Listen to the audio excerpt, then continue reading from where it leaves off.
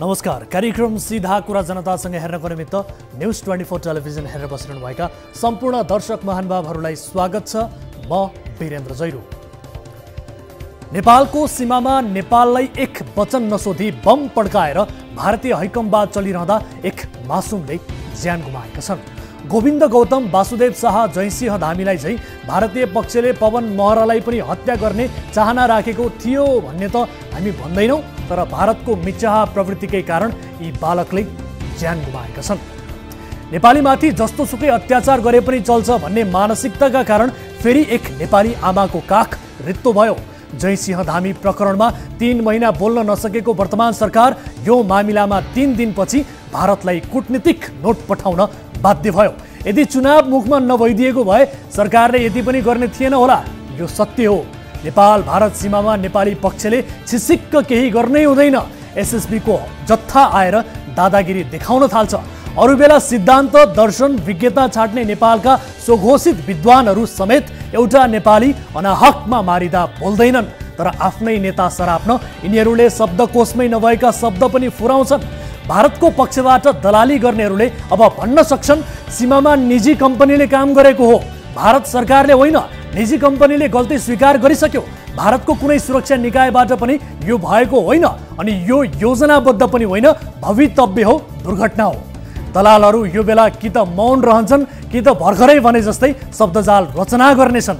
नेपालमा भारतीयबाट, विशेष गरी भारतीय सशस्त्र सुरक्षाकर्मीबाट नेपालीको हत्या हुँदा नेपालीले विरोध गर्छन्, भारतीय हेपा शैलीको आलोचना गर्छन् अनि यस्तो गम्भीर र देशमाथिको हस्तक्षेपको मामिलालाई जसले उठाउँछ त्यसलाई भन्ने गरिन्छ खोक्रो राष्ट्रवाद नदेखा। नेपालीको छाती ताकेर गोली हान्ने परिचक्री उनीहरूको विरोध गर्दा नेपालमा केही त्यस्ता नेपाली नै छन् जसको मन रुन्छ। तिनले हामीलाई समेत भारत विरोधी भनेर प्रचार गर्न बेर छैन। भारतीय आपराधिक श्रृङ्खलाको कुरा निकाल्दा भारतलाई भन्दा सायद केही नेपाली नेताको मन बढी पोल्छ दर्शकबिन। अन्यथा रुस, युक्रेन, अफगानिस्तान, सिरिया बारे बोल्नेहरू किन आफ्नै दाजुभाइ मारिदा बोल्दैनन् त? केपी ओलीबाट सत्ता नखोज्दासम्म प्रचण्डले नै भनेका थिए नेपालको राजनीतिक स्थायित्वका लागि भारत चाहिन्छ। यसको अभिव्यक्तिको सिधा अर्थ हो भारतले चाहेन भने नेपालमा सरकार स्थायी हुँदैन, ढलिहाल्छ।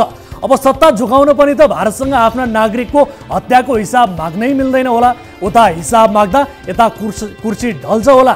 कुर्सी र नेपालीको ज्यानमा नेपाली शासकले रोज्ने त सधैँ कुर्सी नै हो। नेपाली जति सुकै मरुन्, 17,000 किन नमरुन्, त्यो ठुलो कुरा होइन।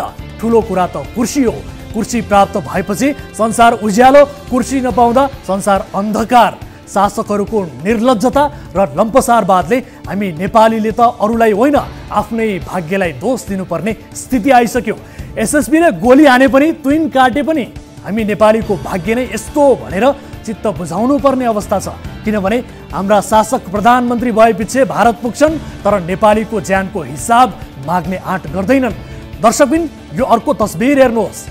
यो तस्बिर 12 वर्ष अघि मोरङको अमाही वरियातीमा एसएसबीबाट मारिएका वासुदेव शाहको परिवारको हो। नेपाली भूमिमा प्रवेश गरेर नेपालीको हत्या गरेर भारतीय एसएसबी आफ्नो मोटरसाइकल छाडेर भागेका थिए, तर यो घटनामा आफ्ना परिवारका मुली गुमाएका शाह परिवारले अहिलेसम्म न्याय पाएका छैनन्। वासुदेव शाहको नाम धेरै जसो मधेसी नेताले पनि भुलिसके। त्यो बेला माधव कुमार नेपाल प्रधानमन्त्री थिए, परराष्ट्र मन्त्री सुजाता कोइराला, रक्षा मन्त्री विद्यादेवी भण्डारी थिइन्। ती एक निर्दोष गरी खाने गरिब नेपाली नागरिक मारिदा सरकारमा बस्नेहरूले चुसम्म गरेनन्। अहिले सुजाता कोइराला मोरङतिरबाटै भोट माग्दैछिन्। वासुदेवको परिवारसँग भेट भयो भने के भनेर भोट माग्छिन् होला? नेपाली नागरिक हत्या गर्ने भारतीय एसएसबीलाई के कारबाही भयो, के भएन, कसैलाई पनि थाहा छैन। धेरै पछि नेपाल सरकारले यो मामिला नबल्झियोस्, पटक पटक कुरा झिकेर भारतको विरोध नगरियोस् भनेर आफैले 10 लाख क्षतिपूर्ति दिने निर्णय गरेको थियो। सायद त्यो कदम राजनीतिक स्थायित्वका लागि थियो होला। अर्को यो तस्बिर पनि हेर्नुहोस्। जयसिंह धामीको हत्या एसएसबीले तुइन काटेर गरेको थियो। यो मामिलामा बोल्न मात्रै पनि शेरबहादुर देउवा, उनका वफादार कार्यकर्ता तथा परराष्ट्र मन्त्री नारायण खड्का र गृहमन्त्री बालकृष्ण खाँडलाई 3 महिना लागेको थियो। सडकबाट जनता कराउँथे जयसिंह धामीको हत्याबारे सरकार किन बोल्दैन? सरकारतिरबाट जवाफ आउँथ्यो बुझ्दै नबुझी के बोल्ने। जयसिंह धामीलाई हत्या गर्ने एसएसबीका जवानको हातमै ट्विन काट्ने ह्याक्सो समेतको फोटो सार्वजनिक भइसकेको थियो। घटना मुचुल्का पनि आइसकेको थियो। प्रत्यक्षदर्शीले बयान दिइसकेका थिए। तर यिनलाई कम्फर्टेबल सरकार चलाउनु थियो र भनिरहे छानबिन प्रतिवेदन नआई के बोल्ने।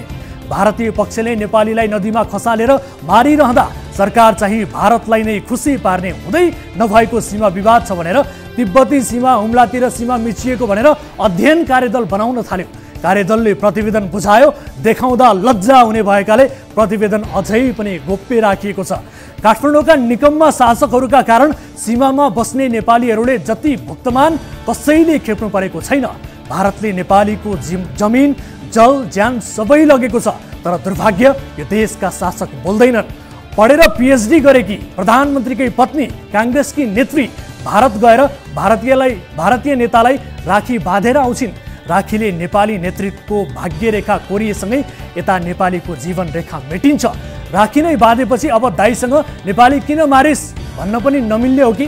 तर यो रोटी बेटीको सम्बन्ध पनि हामीलाई चर्को भइसक्यो। खुला सीमाले नेपाली पिल्सिसके। मित्र भनिएकाबाटै सधैँको यो आततायी क्रियाकलाप अब नेपालीले थाम्न छाडिसके। भारतले रुवाएको खुनको आँसु पनि अब रित्ति नै सक्यो। के सधैँ हामी नेपाली भारतीयबाट मारिनकै लागि यो धरतीमा जन्मिएका हौँ? यो देशका मुखियाहरूले जवाब दिनु पर्दैन? भारतलाई सोध्नु पर्दैन? आउनु सुरु गर्नु जनताको चासो गुनासो र प्रश्न सहितको विशेष कार्यक्रम सीधा कुरा जनतासँग।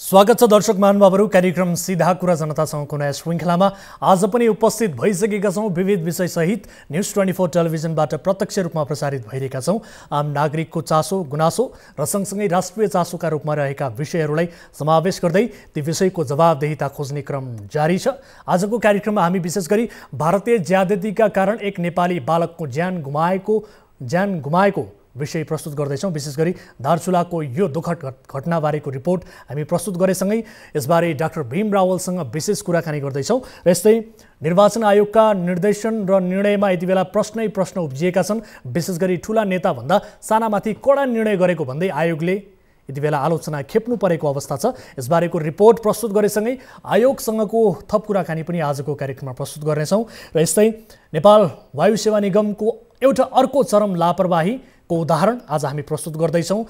भारत जान तयार भएका 200 बढी यात्रुहरू आज दिनभर विमानस्थलमा अलपत्र परेका छन्। र यस्तै सन्दीप प्रकरणको थप अपडेट पनि आजको कार्यक्रममा गराउनेछौँ। यसबाहेक तपाईँ दर्शक महानुभावहरूसँगको प्रत्यक्ष कुराकानीमा जोडिनेछौँ। कुनै पनि समस्या पर्नु भएको छ, कुनै पनि तपाईँका गुनासाहरू छन् भने प्रत्यक्ष रूपमा तपाईँका टेलिफोन कलहरू हामी दिने प्रयास गर्नेछौँ, जसका लागि हामीसँग जोडिने माध्यम टेलिभिजनको स्क्रिनमा पनि देखाइरहेका छौँ। कार्यक्रमको सुरुवात गरौँ हाम्रो नियमित स्तम्भ ताली र गालीबाट।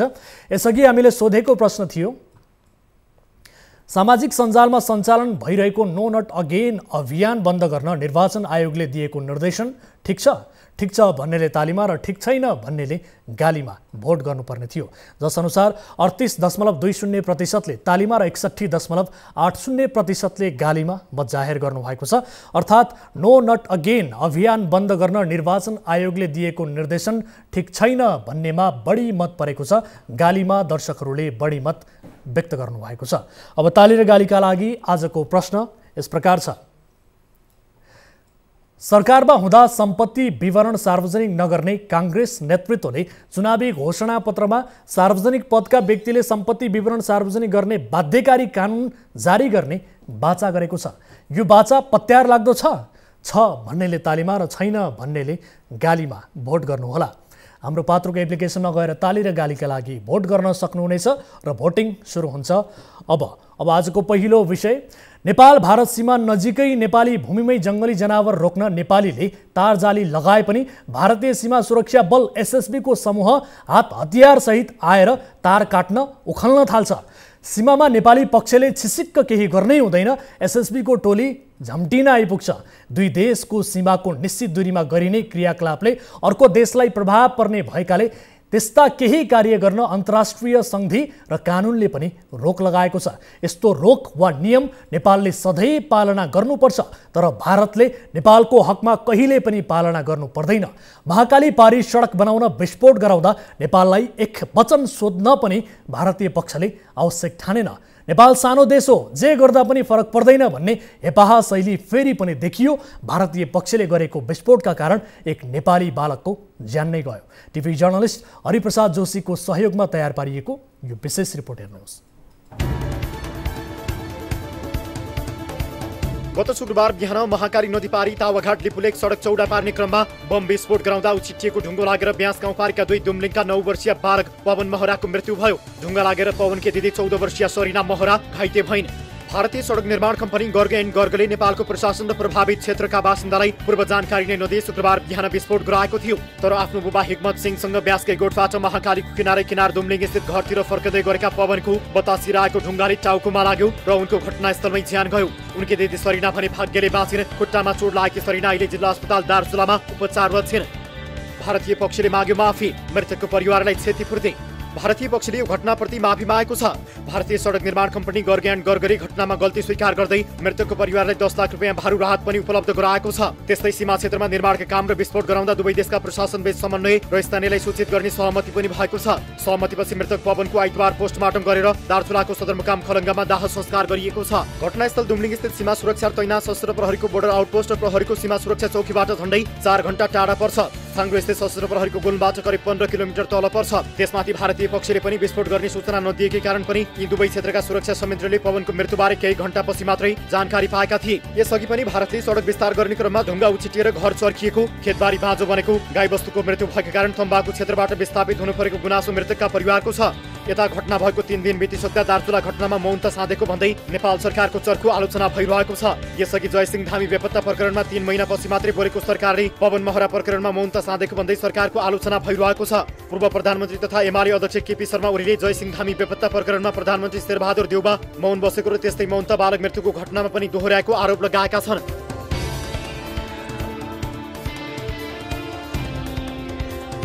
कूटनीतिक नोट एक कर्मकाण्ड मात्रै। दार्चुला घटनालाई लिएर आइतबार नेपाल सरकारले भारतलाई कूटनीतिक नोट पठाएको छ। परराष्ट्र मन्त्रालयले काठमाडौँ स्थित भारतीय राजदूतावास मार्फत पठाएको कूटनीतिक नोटमा पीडितलाई उचित राहत र क्षतिपूर्ति दिलाउनका लागि आग्रह गरिएको छ। साथै अन्तर्राष्ट्रिय सीमानामा यस्ता गतिविधि गर्दा नेपाली पक्ष र सम्बन्धित स्थानीय प्रशासन र बासिन्दालाई समेत अगाडि नै जानकारी दिन आग्रह गरिएको छ। तर नेपाल सरकारले भारतलाई पठाउने यस्ता कूटनीतिक नोट एक कर्मकाण्डी मात्रै हुने गरेको छ। नेपालले पठाएको कूटनीतिक नोटको भारतले न कुनै जवाब फर्काउँछ, न त नेपालमाथिको ज्यादती कम गर्छ। कूटनीतिक नोटको जवाफ नपाउँदा पनि नेपाल सरकार मौन बसिदिन्छ। नेपाली भूमि मिचिँदा होस् अथवा यिन काटेर नेपाली युवालाई मारिदाको घटनामा होस्, भारतको ज्यादती रोक्न नेपाल सरकारले यतिन्जेल गरेको प्रयास निरर्थक साबित भएका छन्। दर्शकहरू, यस विषयमा कुराकानी गर्नका लागि हाम्रो टेलिफोन सम्पर्कमा जोडिनु भएको छ नेकपा एमालेका नेता डाक्टर भीम रावल। उहाँसँग हामी कुराकानी गर्छौँ। डाक्टर रावल, यहाँलाई स्वागत छ कार्यक्रममा। धन्यवाद। हजुर, अब भारतीय एसएसबीले तुइन काटेर जयसिंह धामीको हत्या गर्यो। त्यो मामिलामा वर्तमान सरकारले धेरै गाह्रो गरी 3 महिना लगाएर चाहिँ बोली फुटाएको थियो। तर दार्चुलाका बालक पवन महराको केसलाई हेर्ने हो भने 3 दिनमै कूटनीतिक भारतलाई पठाएको अवस्था छ। अब यसलाई हेर्ने हो भने गठबन्धन सरकारले कूटनीतिक मामिलालाई चुस्त बनाएको हो भनेर बुझ्न सकिन्छ कि अथवा के लाग्छ यहाँलाई? अनि यो पनि चारैतिर आवाज उठेपछि बल्ल बल्ल यो सरकारले त्यो कूटनीतिक नोट पठाएको हो। हजुर, र त्यो कूटनीतिक नोट जुन पठाइएको छ, जसरी पठाइएको छ, त्यो पनि तत्काल जसरी त्यहाँ भारतले सिमानामा एकतर्फी किसिमले जुन प्रकारले काम गरेको थियो, यहाँ कूटनीतिक नोट पठाए भने दिल्ली स्थित राजदूतावासको तर्फबाट त्यहाँ दिल्लीमा गएर केही कुरा गरेको जानकारी छैन। अहिले किन यो अलिकति छिटो तुलनात्मक रूपमा पठायो होला भन्ने लाग्छ भने चुनाव त अगाडि छ, निर्वाचनको बेलामा यत्रो गम्भीर विषयमा पनि सरकार बोल्दैन भनेपछि भोलि दार्चुलामै सरकारका मन्त्रीले निर्वाचन हार्ने स्थिति हुन्छ। त्यसकारण अहिले अलिकति तातो बढी लागे हो कि भनेको यो कूटनीतिक नोट भन्दा पनि अलिकति आग्रह पत्र जस्तो हामीले पनि पढ्दाखेरि बुझ्यौँ। तपाईँलाई चाहिँ के लाग्छ यसमा? कूटनीतिक नोट होइन, मैले हेर्नुहोस्, कूटनीतिक दृष्टिकोणबाट एउटा देशको सिमानामा अन्तर्राष्ट्रिय कानुनलाई मिचेर एउटा देशले हेपाहा चरित्र देखाएर यस्तो गर्दाखेरि पनि जुन किसिमले कूटनीतिक स्तरबाट जुन तरिकाले कुरा गर्नु पर्थ्यो, भारतीय राजदूत बोलाएर परराष्ट्र मन्त्रालयमा बोलाइनु पर्थ्यो। यो कूटनीतिक नोट के भने निर्वाचनको बेलामा जनताले त व्यापक कुरामा आवाज उठाएका छन् अनि यो चुनावमा यसले असर गर्ला भनेर यो गरी टोपलेको जस्तो मात्रै देखिन्छ क्या। हजुर, तर जे भए पनि 3 दिनमै चाहिँ बोल्न त बोल्यो सरकार। अब मुखमै चुनाव नभएको भए सरकार यो मामिला बोल्थ्यो कि बोल्दैन थियो होला त? यो मलाई लाग्छ यो निर्वाचनको स्थिति नभएको भए हजुर सरकारले तत्काल यसरी बोल्थ्यो होला जस्तो मलाई लाग्दैन उहाँहरूका चरित्रहरू हेर्दा। हजुर, अब 12 वर्ष अघि मोरङमा वासुदेव शाह, 6 वर्ष अघि कञ्चनपुरमा गोविन्द गौतम, पोहोर जयसिंह धामी, यसपटक पवन महरा भारतीय पक्षबाट मारिए। यसरी मारिएका नेपालीको जीवनको हिसाब नेपाली पक्षले भारतसँग कसरी माग्ने हो, कहिले माग्ने हो डाक्टर साहब? होइन, यो कुरा सन् 1950 को असमान सन्धिसँग गाँसिन्छ। त्यस्तै गरेर असमान र अपमानजनक गोर्खा भर्ती सन्धिसँग गाँसिन्छ र यी कुराहरू लिपुलेक, लिम्पियाधुरा, कालापानीमा जुन भारतले अतिक्रमण गरेको छ विभिन्न ठाउँमा हाम्रा 10 गजा मिचेका छन्। सुस्ताको समस्या अहिले यद्यपि कायम छ। यी सबै कुराहरूमा नेपाल सरकारले एउटा सार्वभौम स्वतन्त्र देशको हैसियतले जसरी मनमोहन अधिकारीले 2052 सालमा प्रधानमन्त्री हुनुहुँदाखेरि म पनि उहाँको भ्रमण दलको सदस्य थिएँ। उहाँले 1950 सनको सन्धिका कतिपय प्रावधानहरू असामयिक भइसकेका छन्, त्यसकारण यसको पुनरावलोकन गर्नुपर्छ, नेपालको सन्दर्भमा कतिपय प्रावधानहरू असमान छन् भन्नुभएको थियो। र त्यो बेलामा भारतीय प्रधानमन्त्री पीवी नरसिंह रावजीले ल ठिक छ अब हामी कूटनीतिक माध्यमबाट गरौँ भनेर भनेकोमा अहिले 2/3 सरकार हुँदा पनि त्यसमा काम नगर्ने अनि यता दलका गठबन्धन सरकार हुँदा पनि कुरा गर्न नसक्ने जुन यो वातावरण बन्यो यसकै कारणले गर्दा तपाईले भन्नुभएका हाम्रा नेपाली नागरिकहरू भारतीय पक्षबाट मारिने स्थिति उत्पन्न भएको छ। हामीले हेपाइ खाने स्थिति उत्पन्न भएको छ। प्रबुद्ध व्यक्तिसम्मको प्रतिवेदन अहिलेसम्म बुझ्नुपर्छ भनेर नेपालका प्रधानमन्त्रीले भारतमा जाँदा कुरा गर्न सक्दैनन्। अनि त्यो प्रबुद्ध व्यक्तिसम्मको त्यो गठन पनि बाबुरामजीले त्यति बेला 1950 को सन्धिको नेपालमा अब पुनरावलोकन गर्ने भनेर दुईटा प्रधानमन्त्रीको बिचमा सहमति भइसकेपछि त्यसलाई घालमेल गर्नको लागि त्यो सहमति गरेर उहाँले आउनुभयो हो। पछि गएर केपी ओलीजी प्रधानमन्त्री भएला त्यो गठन भयो, प्रतिवेदन तयार भयो, तर बुझेन। मैले यो कुरासँग किन जोडेको भने समग्रतामा नेपाल भारत सम्बन्धलाई दुईटा देशको पारस्परिक हित र सार्वभौम समानताको आधारमा एउटा सार्वभौम देशलाई अगाडि बढाउनु पर्ने जुन प्रक्रिया अन्तर्गत नबढाइएको हुनाले अघि तपाईँले भनेका घटनाहरू बारम्बार दोहोरिन्छन्। सरकारले त्यसमा कुरा गर्न पनि सक्दैन, टाउको निहुराएर हिँड्छ अनि कसरी देशको स्वाभिमान र स्वाधीनताको रक्षाका लागि सार्थक पाइला चाल्न सकिन्छ। हजुर, अब सीमा विवादकै कुरा पनि अलिकति जोडिहालौँ। जस्तो वर्तमान सरकारले हुम्लामा सीमा मिचिएको भनेर चाहिँ कार्यदल नै गठन गर्यो। कार्यदलको प्रतिवेदन अझैसम्म सार्वजनिक गरिएको अवस्था छैन। विज्ञहरूले के पनि भनेका छन् भने चीनले हुम्लामा सीमा मिचेको होइन भनेर भनेका छन्। अब यस्तो अवस्थामा सरकार चाहिँ स्पष्ट रूपमा सीमा मिचिएको कुरामा चाहिँ नजाने तर हुँदै नभएको कुरामा चाहिँ विवाद झिक्न खोज्ने यो किसिमको उद्धतमा चाहिँ सरकार लागेको जस्तो तपाईँलाई लाग्दैन? होइन, यो तथ्यले के भन्छ भने हजुर लिपुलेक, कालापानी, लिम्पियाधुरामा भारतीय अतिक्रमण भएर भारतीयमा सडक बनाउन थालेपछि नेपालमा जुन आवाज उठ्यो फलस्वरूप तत्कालीन सरकारले त्यो क्षेत्रलाई नेपालको नक्सामा राख्न बाध्य हुनु पर्यो। हामीले त्यसलाई धेरै आवाज उठाएका थियौँ। अब त्यो स्थितिमा ढाकछोप गर्नको लागि यो हुम्लाको कुरा ल्याए जस्तो मलाई लाग्छ। यदि त्यो कुरा हुम्लाको साँच्चीकै हो भने त्यो कर्णाली प्रदेशका मुख्यमन्त्री नेपाली काङ्ग्रेसका जसले यो कुरा हो भनेर सरका कुरा गर्नुभयो, उहाँ मुख्यमन्त्री भइसकेपछि उहाँले किन त्यसमा चुप्प लागेर बसेको? एक। दोस्रो, नेपाली काङ्ग्रेसकै सभापति हुनुहुन्छ, नेपाली काङ्ग्रेसको प्रधानमन्त्री जो त्यस्तै नेपाली काङ्ग्रेसकै परराष्ट्र मन्त्री हुनुहुन्छ, नेपाली काङ्ग्रेसकै कर्णालीको मुख्यमन्त्री हुनुहुन्थ्यो अनि उहाँहरूले किन यदि साँच्चीकै हुम्लामा त्यो स्थिति हो भने अनि त्यहाँ स्थलगत रूपमा अध्ययन गरेर त्यसको प्रतिवेदन बाहिर ल्याएर अनि चीनसँग कुरा किन नगरेको? मलाई के लाग्छ भने जब यो भारतले अतिक्रमणको कुरा व्यापक रूपमा आयो त्यो कुरामा अब आफू कुरा नगर्ने, त्यो कुरालाई टार्दै जाने अनि त्यस्तो स्थितिमा चीनतिर पनि छ भनेर यताको समस्यालाई गौण बनाउने यो खेल बाहेक यो केही पनि होइन जस्तो लाग्छ मलाई। अन्यथा सरकारले त्यति बेलाको जुन प्रतिवेदन किन सार्वजनिक नगरेको अनि तल प्रदेशदेखि माथिसम्म आफ्नै हातमा सम्पूर्ण सत्ता भएको बेलामा पनि किन पाइला नचालेको, यो त रहस्य भयो त नि।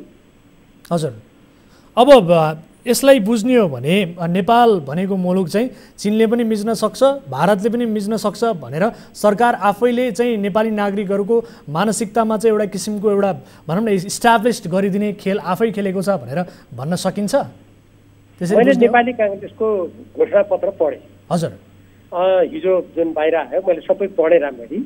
त्यसमा दुईटा कुराहरूमा मेरो ठ्याक्क आँखा अड्कियो। एउटा के भनेको छ भने अमेरिकासँगको सघन वार्ता र एमसिसी पारित भएको हुनाले नेपालको अन्तर्राष्ट्रिय छवि राम्रो भयो। यसको अर्थ के लाग्छ? नेपाललाई एउटा शक्ति राष्ट्रको पुच्छर बनाउन अब पाइने भयो भन्ने अर्थ लाग्छ। हेर्नुहोस्, एक। दोस्रो, अर्को कुरा त्यहाँ के लेखिएको छ भने नेपालका ठुला विकास आयोजनाहरूमा अब उपरान्त त्यसलाई राजनीतिकरण के अरे नेपालको विदेश नीति, नेपालको अन्तर्राष्ट्रिय सम्बन्ध र ठुला विकास आयोजना राजनीतिकरण नगर्ने। यसको अर्थ के हो भने अहिलेसम्म जति नेपालमा यो हाम्रो अन्तर्राष्ट्रिय सम्बन्धलाई जसरी यो सरकारले गलत ढङ्गले चलायो, जसरी लम्परसादवादी नीति लियो, त्यसको व्यापक आलोचना भएको छ। देशभक्त नेपालीले आलोचना गरेका छन्। ठुला विकास आयोजना चाहे माथिल्लो कर्णाली होस्, चाहे पश्चिम सेती होस्, सेती होस्, कालीगण्डकी बुढी गण्डकी होस्, अरुण चौथो होस्, यी विभिन्न आयोजनाको जस्तै एमसिसी होस्, एसपिपी गर्न खोजेका थियो। यसको बारेमा नेपालमा आवाज उठेको हुनाले नेपाली काङ्ग्रेसले यस्ता आवाज भनेकै राजनीतिकरण गरेका हुन्। यो देशको हितमा उठेको आवाज होइन। आगामी दिनमा पनि नेपाली काङ्ग्रेस यसै गरी देश सिद्ध्याउन तयार छ भन्ने अर्थ लाग्छ। त्यो घोषणापत्रमा मैले त्यस्तो पाएँ। जबकि नेपालको संविधान बमोजिम राष्ट्रिय हितको लागि राष्ट्रिय स्रोतहरू परिचालन गर्ने, स्वतन्त्र परराष्ट्र नीति अपनाउने, स्वतन्त्र राष्ट्रिय स्वतन्त्र निर्माण गर्ने कुरा त्यहाँ कहीँ पनि उल्लेख छैन। र देशको जनशक्तिलाई विदेश पलायन गर्ने र जनशक्ति निर्यात गर्ने काम जुन शेरबहादुर देउवाको नेतृत्वमा गठबन्धन सरकारले स्वास्थ्य जनशक्तिलाई निर्यात गर्ने केही समय अगाडि बेलायतमा सम्झौता गर्यो। यस्ता प्रकारका क्रियाकलापहरू आगामी दिनमा झन् बढ्दै जाने सङ्केत अहिले गरेको छ। त्यसकारणले गर्दा यो जुन तपाईँले भर्खरै जुन कुरा गर्नुभएको छ, यो सरकारले त्यो दिशामा पनि गम्भीर रूपमा साँच्चीकै देशको स्वाधीनता, स्वतन्त्रता र हक हितको रक्षाको लागि कामहरू सार्थक रूपमा गर्ने कुरा देखिँदैन।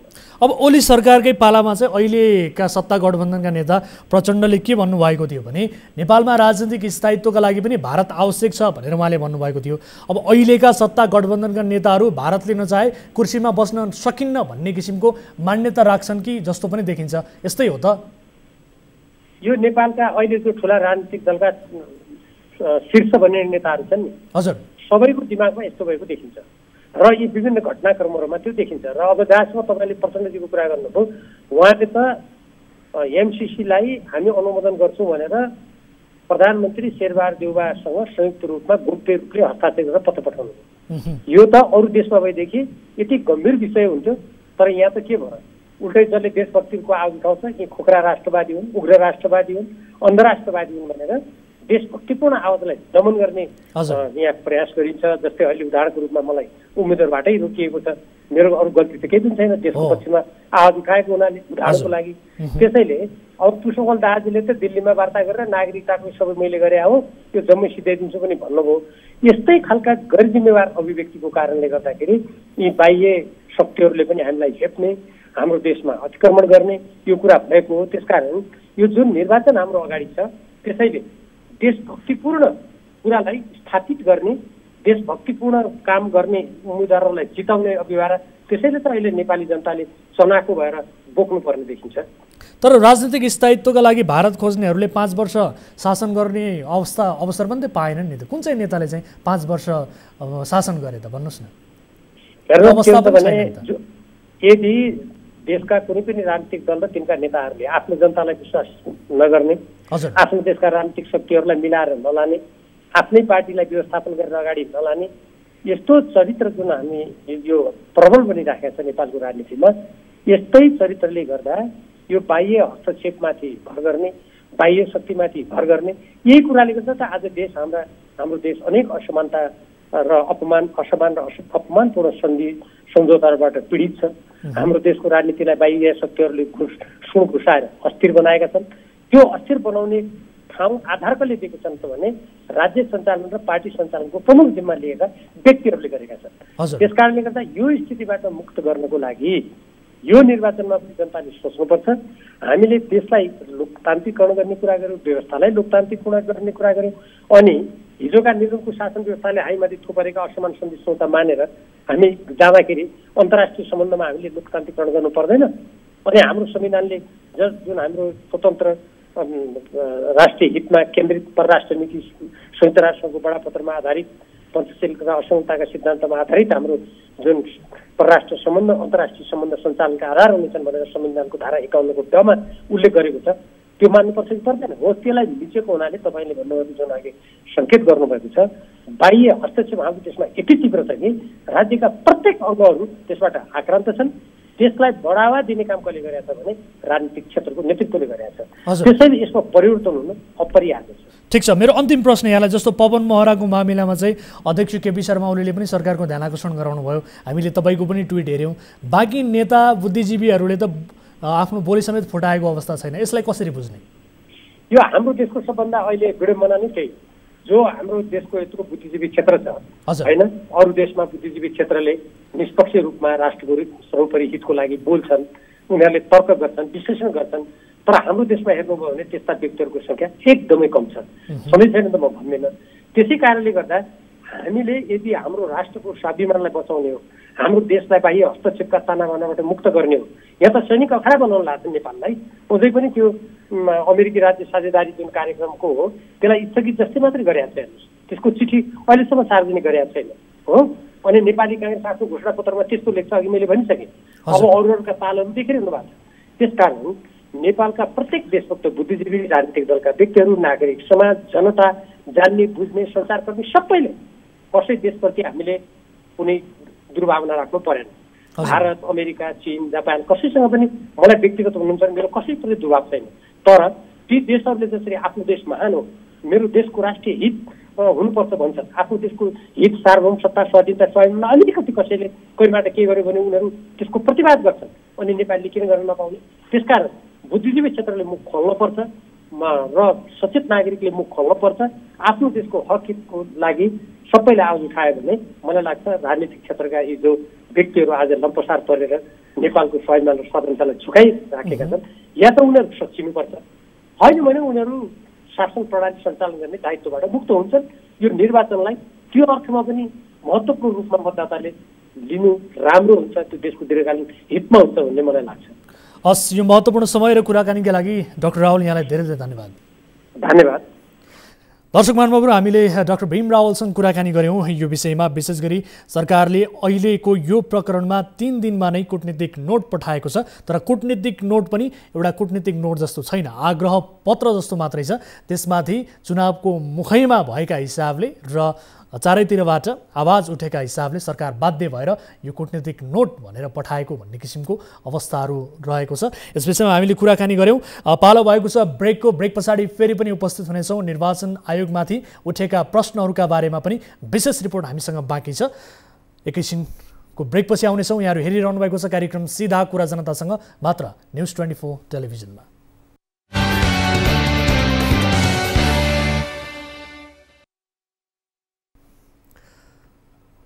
ब्रेकपछि स्वागत छ दर्शकहरू कार्यक्रम सीधा कुरा जनतासँगमा। अब अर्को विषय, मङ्सिर 4 को निर्वाचनमा केही प्रतिभाशाली युवा संसद प्रवेश गर्ने प्रयासमा छन्। कोही चिकित्सक छन्, कोही इन्जिनियर पनि छन्। वर्षौंदेखि नेपालको राजनीति नियन्त्रणमा राखेको पुरानो नेताहरूको विकल्पका रूपमा नयाँ युवा राजनीतिमा प्रवेश गर्नु लोकतन्त्रको विकासका लागि पनि राम्रो कुरा हो। राजनीतिलाई फोहोरी खेल भनेर परै बस्ने युवा समूह अहिले राजनीतिमा आकर्षित भइरहेको छ। तर निर्वाचन आयोगले दिने निर्देशन र गर्ने निर्णय युवा गति निस्तेज पार्ने प्रकृतिको छ भन्ने आवाज उठ्न थालेको छ।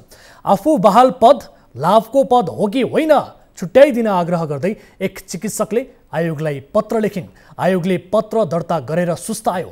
चिकित्सकले उम्मेदवारी दर्ता गराइन्, प्रचार प्रसारमा दौडिन् पनि।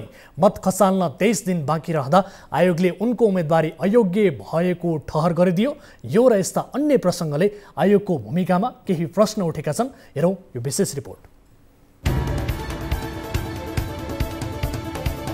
निर्वाचन आयोगले दिने निर्देशन र गर्ने निर्णय क्रमशः विवादित बन्न थालेका छन्। आयोगले शनिबार ललितपुर क्षेत्र नम्बर 3 बाट प्रतिनिधि सभामा उम्मेद्वार बनेकी डाक्टर तोसीमा कार्कीको उम्मेदवारी नै खारेज गरिदियो। आयोगले गरेको पछिल्लो यो निर्णय अझै अस्वाभाविक र अनुचित देखिएको छ। कार्की नेपाल मेडिकल काउन्सिल सदस्य थिइन्। लाभको पदमा बहाल व्यक्तिले निर्वाचनमा भाग लिन नपाउने कानुनका कारण काउन्सिल सदस्य लाभको पद हो वा होइन भन्ने अलमल भएपछि उनले आयोगलाई गएको भदौ 28 गते नै उब्जिएको अलमल निर्केल गरिदिन आग्रह गर्दै लेखेको यो पत्र हेर्नुहोस्।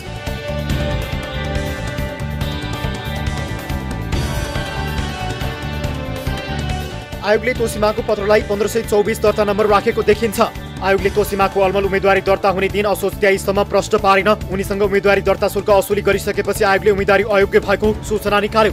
निर्वाचन आयोगको सूचनामा उल्लेख भए अनुसार उम्मेदवार कार्कीले 79 वैशाख 9 गतेदेखि 79 भदौ 2 गतेसम्म नेपाल मेडिकल काउन्सिलबाट भत्ता बुझेकी छन्। संविधानको धारा 306 उपधारा 1 को ख 6 बमोजिम भत्तालाई पनि पारिश्रमिकले मानिने भएकाले मेडिकल काउन्सिलको सदस्य पद लाभको पद नै हुने ठहर आयोगको छ।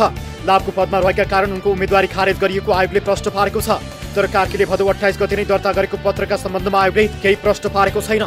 लाग्छ ऊ देखिने गरी नै कसैको प्रभावमा आएर चाहिँ यो उसले निर्णय गरे जस्तो मलाई लाग्छ।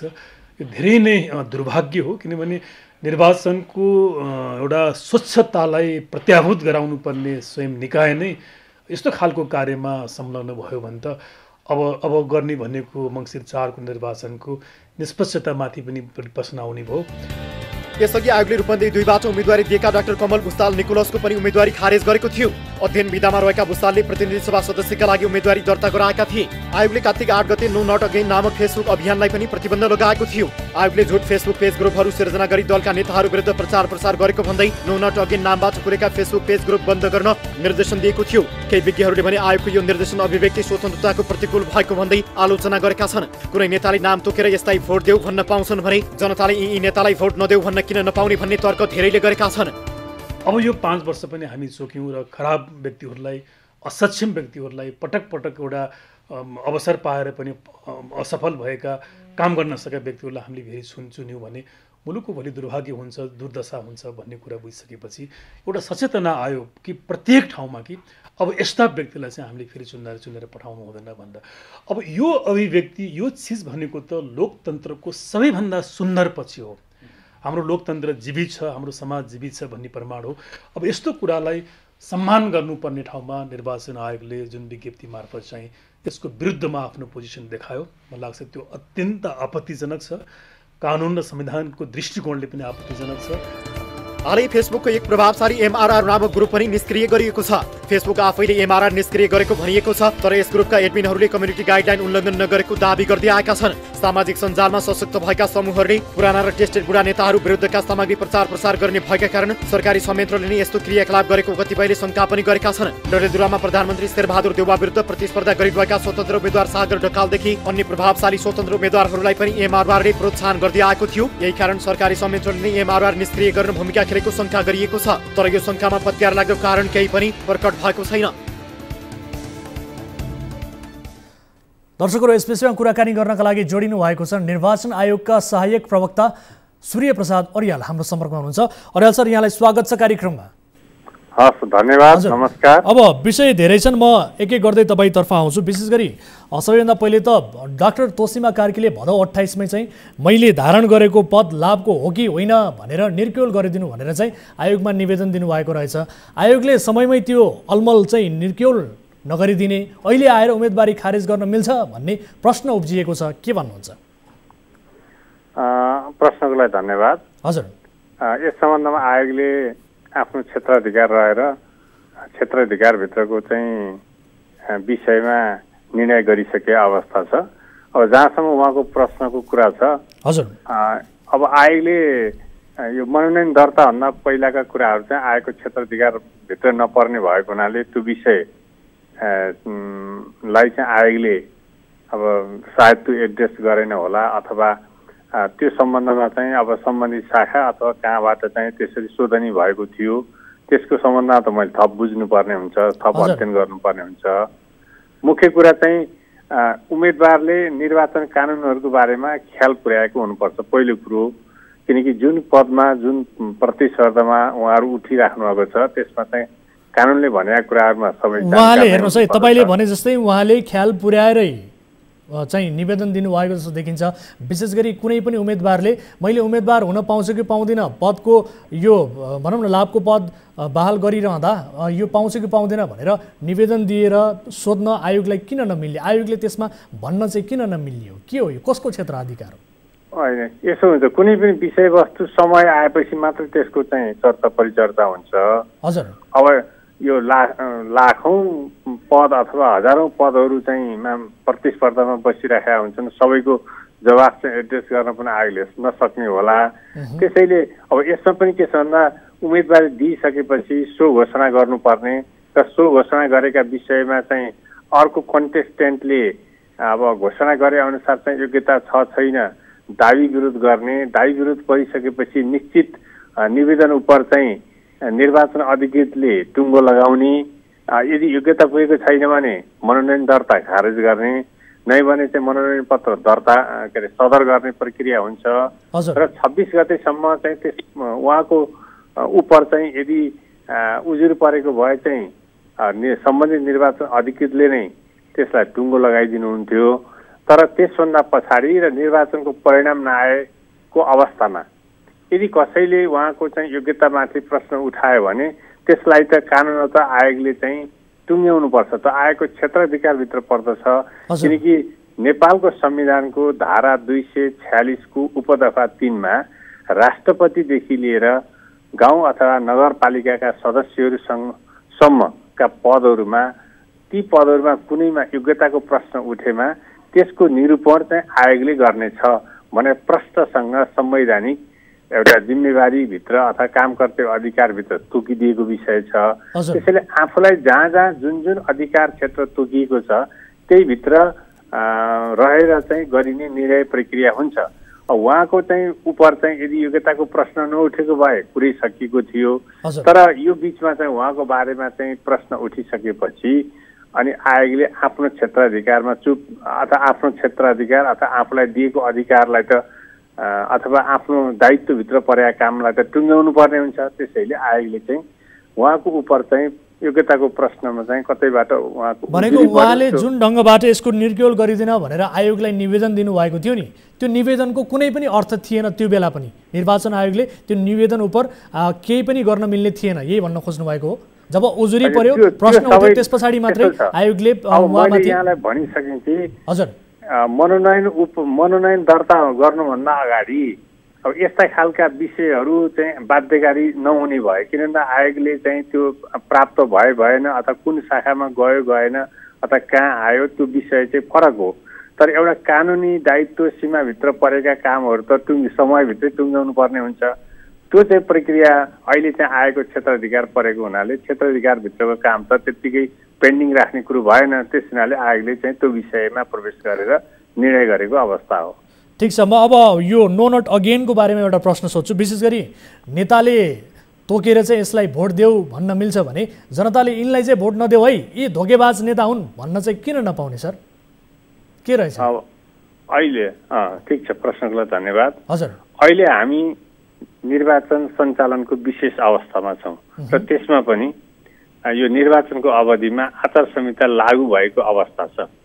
आचार संहिता लागू भइरहेको अवस्था भनेको मैले अहिले पनि भने कि विशेष अवस्था हो र आचार संहितामा सबैलाई अब आचार संहिता निर्माण गर्नुभन्दा अगाडि सम्बन्धित सरकारवाला सबैलाई छलफल गरेर सम्भव भएसँग छलफल गरेर त्यसमा विशेष गरी मुख्य पात्रको रूपमा रहेका राजनीतिक दल उम्मेदवारहरूसँग पनि पटक पटक छलफल गरेर निर्वाचन आयोगले आचार संहिता लागू गर्नुभन्दा करिब 1 महिना पहिले नै सार्वजनिक राजपत्रमा प्रकाशित गरेर सार्वजनिक गरेको विषय हो र यस सम्बन्धमा के गर्नुहुन्छ के गर्नुहुन्न भन्ने कुरा प्रष्टसँग आचार संहिता लेखिएका विषयहरू छन् र स्थानीय तहको निर्वाचन पछाडि आचार संहिता केही परिमार्जन पनि भएका छन् र परिमार्जन भएका विषयमध्ये परिभाषा खण्डमा के कुराहरू दुष्प्रचार हुन् भन्ने विषयहरू स्पष्ट पारिएको छ। तर हेर्नुहोस् है, एउटा दलले अर्को दलको चुनाव चिन्हमा भोट माग्न पाउने, फ्री टिकट फ्री भिजा भन्दा पनि तपाईँहरू स्पष्टीकरण मात्रै सोधेर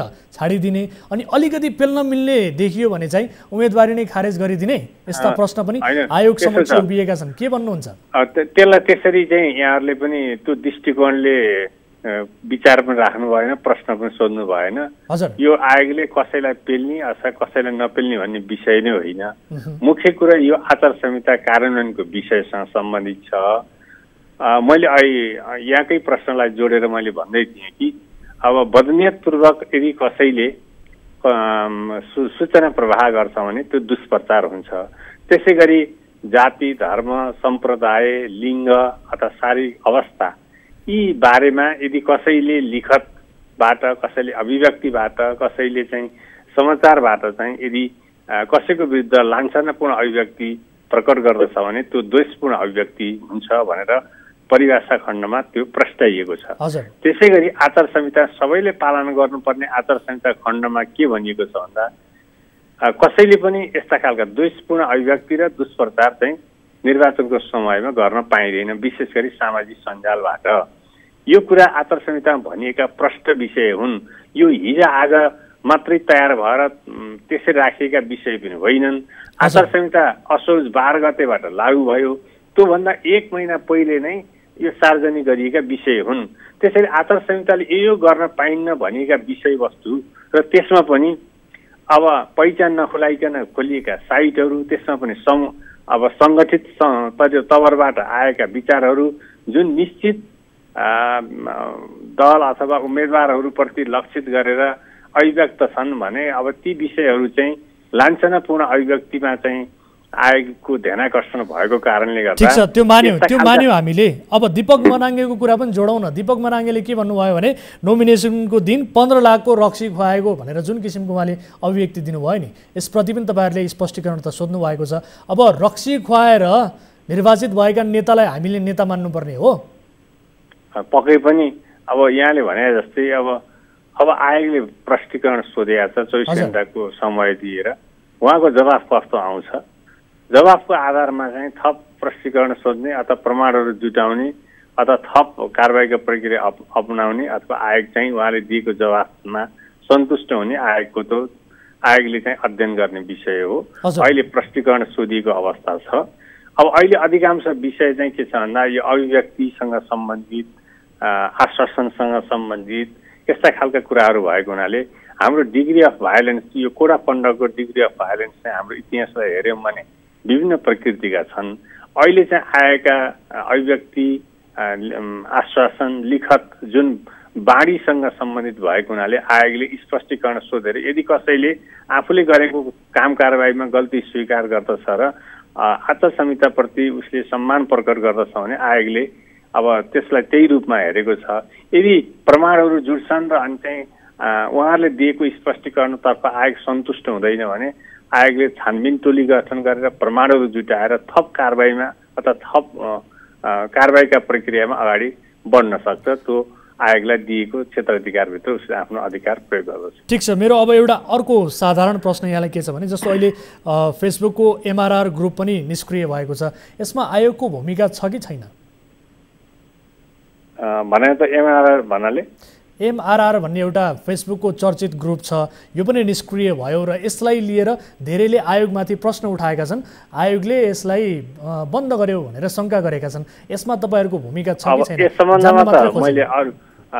सम्बन्धमा त मैले अरू थप केही भन्न सक्दिनँ।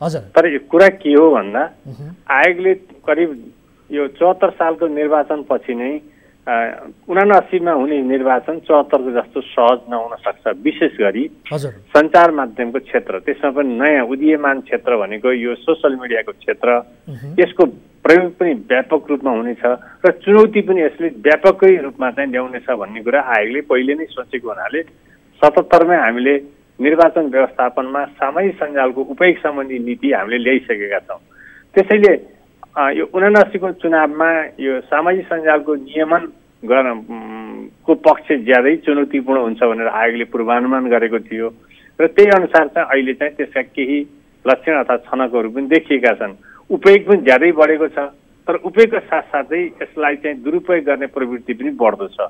यो अहिले हामी सबैको लागि चिन्ताको विषय पनि छ र यसैलाई नियमन गर्नको लागि चाहिँ विशेष गरी हामी कहाँ प्रयोग हुने फेसबुक र टिकटकहरू अहिले चाहिँ मध्यम वर्गदेखि लिएर ज्यादै नेपाली समाजमा ज्यादै चाहिँ यसले व्यापकता हासिल गरेको क्षेत्र हो र यसलाई सदुपयोग गर्दा त ज्यादै राम्रो छ। तर दुरुपयोग हुँदाखेरिमा यसले ल्याउने परिणाम डढेलो जस्तो तरिकाले फैलिएर एकदम हामीले नियन्त्रणभन्दा बाहिर पनि हुनसक्छ।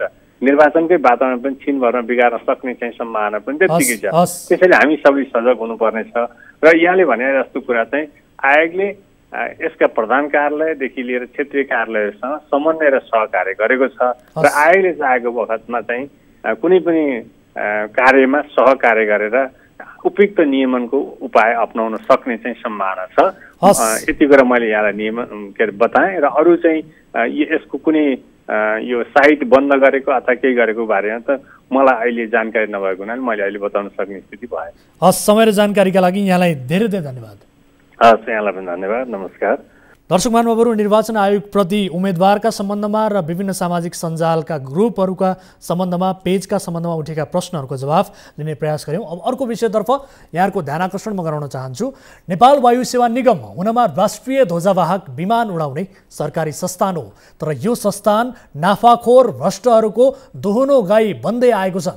अनुपयुक्त चिनिया जहाज ल्याएर घाममा सेकाउने, व्हाइट बडी जहाज किन्दा सेटिङ मिलाएर कमिसन खाने, कहिले पाङ्ग्रा चोर्ने, कहिले उडान नै नभर्ने समस्याबाट निगम गुज्रिँदै आएको छ। निगम मूलतः सरकारमा बस्नेहरूको शोषणबाट पीडित छ। त्यसमाथि निगमकै माथिल्लो तहका पदाधिकारीहरूको अव्यावसायिक क्रियाकलापबाट प्रताडित छ। 273 वटा टिकट बेचिसकेपछि, यात्रु एयरपोर्ट पुगिसकेपछि दिल्ली उड्नुपर्ने जहाजको उडान रद्द भयो। किन यस्तो गरियो भन्ने प्रश्नको जवाब दिन निगमका कर्मचारी आएनन्। यात्रु रणभुल्लमा परे। एक सामान्य प्रश्न, व्यवसाय यसरी चल्छ? यस्तो हरकत बुद्ध एयर यति एयरका हाकिमहरूले गरून् त तिनका मालिकहरूले भोलिपल्टै लात हानेर जागिरबाट निकालिदिन्छन्। तर यो त नेपाल वायु सेवा निगम हो। निगमका यात्रुलाई निगमकै कर्मचारीले कुटे पनि कसैले चलाउँदैन। आइतबारको प्रसङ्ग के हो त? हेरौँ यो विशेष रिपोर्ट। नेपाल वायु सेवा निगमको चरम लापरवाहीको अर्को नमुना सार्वजनिक भएको छ। निगमको वाइड बडी RA 217 उडान त्रिभुवन अन्तर्राष्ट्रिय विमानस्थलले रोकिदिएपछि भारत जान तयार भएका 254 जना यात्रुहरू दिनभर विमानस्थलमा अलपत्र परे।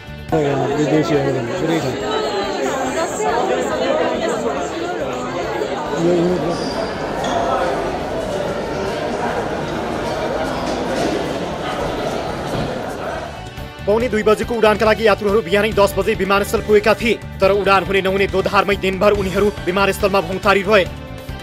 भित्र छिर्न पाएनौँ अनि त्यसपछि के भयो भन्दाखेरि उहाँहरूको आन्तरिक कुरा के हो, त्यसले गर्दाखेरि अब भित्र जान पाइँदैन भनेर भन्नुभयो। ल ठिकै छ भनेर 145 कुर्यौँ। 145 पछि पनि उहाँहरूले हामीलाई कुनै इन्फर्मेसन दिनु भएन। म हाम्रो यो NA को अफिसमा गएँ, सरकारी बिदा हो रे भनेर मान्छे कोही पनि हुनुहुन्न। त सिरियस बिरामी लिएर जाँदैछु नि त, मैले यहीँबाट अरूमा मिलाइदेऊ नि त पनि भने। जीव ज्यानको खतरा राखेर आउँदा पनि यिनीहरू सहयोग नगर्ने। अहिले विदेशमा हो भने मान्छेको लागि कति सहयोग गर्छ, तर खोइ त हाम्रो नेपालमा हुन त ज्यान मारा डाका नेता छन्, कहाँबाट होस् त होइन। आइतबारका लागि निगमले 273 टिकट बिक्री गरेको थियो। सोही अनुसार 254 जना यात्रु भारतको नयाँ दिल्ली उड्न विमानस्थल पुगेका थिए। आधा यात्रु बोर्डिङ पास लिएर विमानस्थल छिरेका थिए भने आधा यात्रु विमानस्थलको टर्मिनल कक्षमा अलपत्र थिए। अन्तिम समयमा उडान रद्द भएको सूचना पाएका केही बिरामी अझै मारमा परे। केही यात्रु त कनेक्टिङ फ्लाइटका समेत थिए। दुःख लागिरहेछ नि। उहाँ एपोलो हस्पिटलमा डक्टरलाई सबै टाइम लिएको थियो, या के अरे चाहिँ होटलहरू सबै बुकिङ गरिरहेको थियो। चाहिँ एयरपोर्टमा ड्राइभर आएर या के अरे बसिरहेछ होइन। अब अहिले आएर या के अरे चाहिँ एक्कासी अब केही पनि आधिकारिक नोटिसै छैन। डेट अपोइन्टमेन्ट लिनको लागि पनि लगभग तपाईँको नेपालको 50-60 हजार रुपियाँ खर्च गरेको छौँ, किनकि त्यहाँ हामीले लगभग 4 जनाको खर्च गर्दाखेरि 60 हजारको दरले क्यालकुलेसन गर्नुहोस् कति खर्च हुन्छ। आफ्नै यात्रुको यस्तो बिजोग अवस्था हुँदा पनि नेपाल वायु सेवा निगमका कर्मचारीहरू कोही पनि जिम्मेवारी वहन गर्न, यात्रुसँग संवाद गर्न पुगेनन्। निगमको कार्यालय पनि सरकारी बिदाका कारण बन्द थियो। यस्तोमा यात्रु दिनभर रणभुल्लमा थिए। किन उडान रद्द भयो भन्ने प्रश्नको जवाफ दिन समेत निगमका कर्मचारीले आवश्यक ठानेनन्। केही पनि इन्फर्मेसन दिएको छैन, न चेकिङ गरेर चाहिँ केही इन्फर्मेसन दिएको छैन। पछि हामीले टावरसँग बुझ्दाखेरि यिनीहरूले पर्मिसन नल्याएर रहेछ, अनि टिकट चाहिँ 2 महिना अगाडि बेचाएर रहेछ यिनीहरूले। त्यस्तो गर्न पाइन्छ त? भित्रको मान्छेले भन्छ बाहिर गएर कुरा गरौँ है एयरलाइन्सबाट, अनि बाहिरको मान्छेले भन्छ भित्रबाट कुरा गर्ने हो। विमानस्थल कार्यालय र निगमको झगडा शास्ति यात्रुलाई। विमानस्थल कार्यालयले अन्तिम समयमा आएर उडान अनुमति नभएका कारण उडान रद्द गरिएको जनाएको छ। लापरवाहीको सबै जिम्मेवारी निगमले लिनुपर्ने कार्यालयको दाबी छ। ताको चाहिँ 10वटाले पुग्दैन 14वटा चाहिन्छ भनेर उहाँले पुनः पनि रिक्वेस्ट गर्नुपर्ने, त्यो पनि गर्नु भएन र नयाँ निर्णय कार्यान्वयन पनि गर्नु भएन। त्यो कारणले यात्रु विचल्लीमा पर्नुभयो। नागरिक उड्डयन प्राधिकरणबाट उडान अनुमति नलिई निगमले अटेरी गरेको आरोप विमानस्थल कार्यालयको छ। निगमले दादागिरी गरेका कारण यात्रुहरू अलपत्र परेको र यसको 24 घण्टे स्पष्टीकरण सोधेर कारबाहीको प्रक्रिया अगाडि बढाउने कार्यालयको तयारी छ। नागरिक उड्डयन प्राधिकरणले जाडोयामका लागि स्वीकृति गर्ने अन्तर्राष्ट्रिय उडानहरूको तारिक अक्टोबर 30 देखि मार्च 27 सम्म छ। आइतबारदेखि सुरु हुने 5 महिना लामो विन्टर शेड्युलका कारण प्राधिकरणले हप्तामा 2वटा फ्लाइट कटौती गर्दै 5वटा फ्लाइट मात्रै दिने जनाएको छ। प्राधिकरणले निगम र हिमालय एयरलाइन्सलाई भैरवबाट पनि उडान सुरु गर्न भनेको थियो, तर यात्रु अभाव भएका कारण व्यापार नहुने भन्दै भैरवमा जान नसकिने निगमको धारणा छ। भारतीय वायुसेवा कम्पनीलाई सातामा 21वटा उडान अनुमति दिने तर राष्ट्रिय ध्वजावाहक एयरलाइन्सको उडान कटौती गरेर थप धाराशायी बनाउन प्राधिकरणले समेत भूमिका खेलेको आरोप केहीको छ। दर्शकहरू, विमानस्थलमा यात्रुहरूले भोग्नु परेका समस्याबारे निरन्तर रूपमा हामीले रिपोर्टिङ गर्दै आएका छौँ र यो विषयमा नेपाल वायुसेवा निगमका कुनै पनि कर्मचारीहरूले यात्रुलाई पनि जवाब दिएका छैनन् र हामीले पनि प्रयास गर्दा हामीले पनि यसको जवाब पाउन सकेका छैनौँ। यद्यपि त्रिभुवन अन्तर्राष्ट्रिय विमानस्थलले कारबाही प्रक्रिया अगाडि बढाउने भन्ने किसिमको प्रतिबद्धता जनाएको छ। यो विषयलाई फलोअप गर्नेछु भन्दै अर्को विषयतर्फ यहाँको ध्यान आकर्षण गराउन चाहन्छु।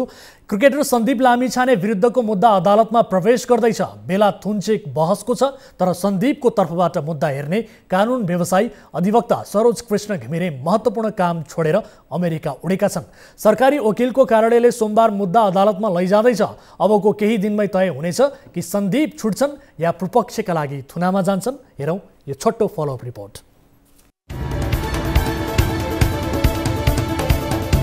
17 वर्षीय नाबालिग विरुद्ध जबरजस्तीकरणको आरोप लागेका क्रिकेटर सन्दीप लामिछाने विरुद्ध सरकारी वकिलको कार्यालय काठमाडौँले सोमबार अदालतमा मुद्दा दर्ता गर्ने भएको छ। काठमाडौँ जिल्ला अदालतमा सन्दीप विरुद्ध मुद्दा दर्ता गर्न सरकारी वकिलको कार्यालयले फाइल तयार गरिसकेको छ। जिल्ला प्रहरी परिसर काठमाडौँ र प्रहरी वृत्त गौशालाले उनी विरुद्ध अनुसन्धान सकेर कार्तिक 4 गते नै वकिल कार्यालयमा अनुसन्धान प्रतिवेदन बुझाएको थियो। तर अनुसन्धान प्रतिवेदन बुझाए पनि तिहार बिदाका कारण मुद्दा दर्ता हुन सकेको थिएन। लामो समय लगाएर गरेको अनुसन्धानमा प्रहरीले सन्दीपलाई दोषी ठहर गर्दै 10 देखि 12 वर्षसम्मको जेल सजाय माग गरेको छ। यस्तै पीडितलाई क्षतिपूर्ति दिनुपर्ने भन्दै मागदाबी समेत गरेको प्रहरी स्रोतले जनाएको छ। मालपोत, राष्ट्र बैंक, क्यान लगायतका विभिन्न निकायमा पत्राचार गरेर सन्दीपको सम्पत्ति विवरण समेत खुलाएको प्रहरीले जनाएको छ। त्यस्तै सन्दीप र किशोरी बीच भएका कुराकानीका च्याटहरू समेत रिकभर गरेको प्रहरी स्रोतले जनाएको छ। सन्दीपका अधिवक्ता अमेरिकामा, मुद्दा के हुन्छ? यता सन्दीपको पक्षमा बहस गर्ने अधिवक्ता सरोज कृष्ण घिमिरे थुन्चेक बहसको मुखैमा अमेरिका पुगेका छन्। अन्तर्राष्ट्रिय बार एसोसिएसनको सम्मेलनमा सहभागिता जनाउन उनी अमेरिकाको फ्लोरिडा स्थित मायामी पुगेका छन्। सन्दीपको पक्षबाट कानुनी प्रतिवादको नेतृत्व गरिरहेका अधिवक्ता घिमिरे नै अनुपस्थित रहँदा मुद्दा प्रभावित हुने संशय पैदा भएको छ। आफ्नो समूहलाई बाँकी कामको जिम्मेवारी दिएर अमेरिका जाने घिमिरेले बताउने गरेका थिए। दर्शकहरू, सन्दीप प्रकरणको यो छोटो अपडेट पनि यहाँहरूलाई गरायौँ र भोलि मुद्दा विशेष गरी प्रवेश गर्दैछ अदालतमा। त्यो विषयलाई पनि हामी फलो पक्कै पनि गर्नेछौँ भन्दै आजलाई यिनै विषयहरू प्रस्तुत गर्दा गर्दै कार्यक्रमको निर्धारित समय पनि सकिएको छ। कुनै पनि समस्या पर्नु भएको छ भने तपाईँले हाम्रो 24 हेल्प डेस्कमा 24 घण्टा सम्पर्क गर्न सक्नुहुनेछ भन्दै कार्यक्रम सिधा कुरा जनतासँगबाट म वीरेन्द्र जैरो बिदा हुन्छु। नमस्कार, शुभरात्रि।